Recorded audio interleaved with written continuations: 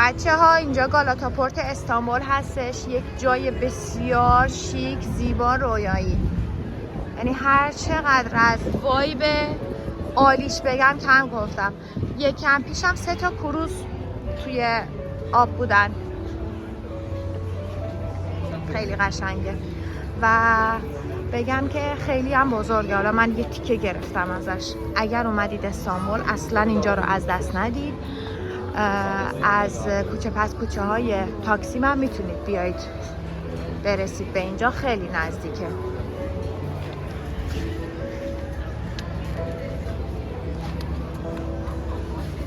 خیلی قشنگه. میتونید توی اون رستوران ها هم رو به ویوی توپکاپی قصر توپکاپی غذاتون رو میل کنید. اونجا توپکاپی سارایی هستش، خیلی قشنگه. بعد اینجا 2 طبقه هستش، هم این پایین میتونید خرید کنید و تفریح کنید، هم میتونید بالا که کلا خیلی قشنگه دیگه. هرچی بگم کم گفتم. یعنی استانبول یک شهریه هر ثانیه غافلگیرت میکنه. این همه توش گشتم، هر بار باز شوکه میشم که خدای من چقدر زیبایی داره. واقعا درود به شرف مردمش که همچین شهر کشوری برای خودشون ساختن. آفرین آفرین، ما دمتون گرم.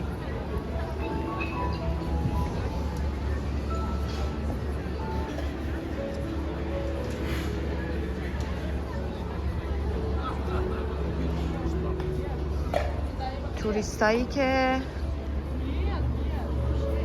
بعد خیلی هم توریست هست.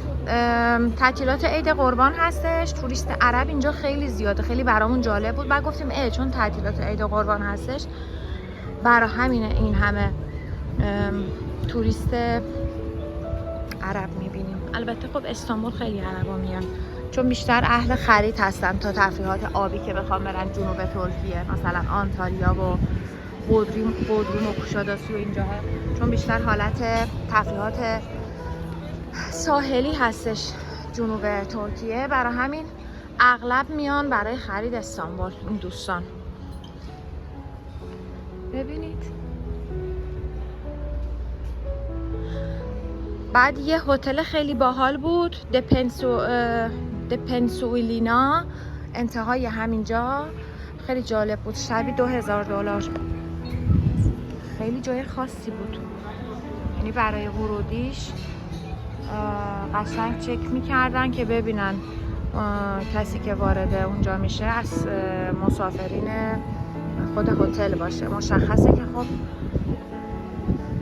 افراد خاص اونجا خیلی میرن. مثلا خیلی حالت امنیتی بود جلوی هتل. من تا بال همچین صحنه‌ای ندیده بودم.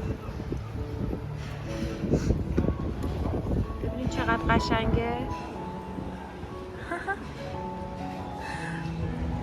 این آجرها شبیه ساختمان‌سازی لندن میمونه، انگلیس میمونه.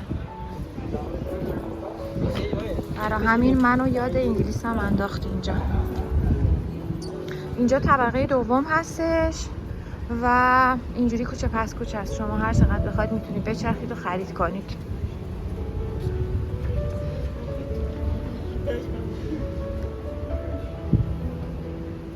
وای چقدر قشنگه.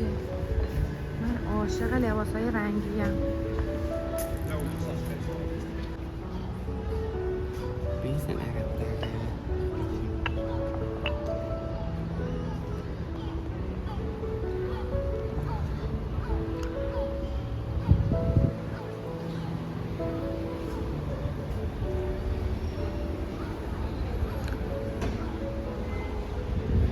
بعد اینجا یه قسمتی هستش همیشه کنسرت برگزار میشه و کنسرت هایی هم که اینجا برگزار میشه همیشه رایگان هستش، به خاطر اینکه از طرف خود دولت و شهرداری برگزار میشه.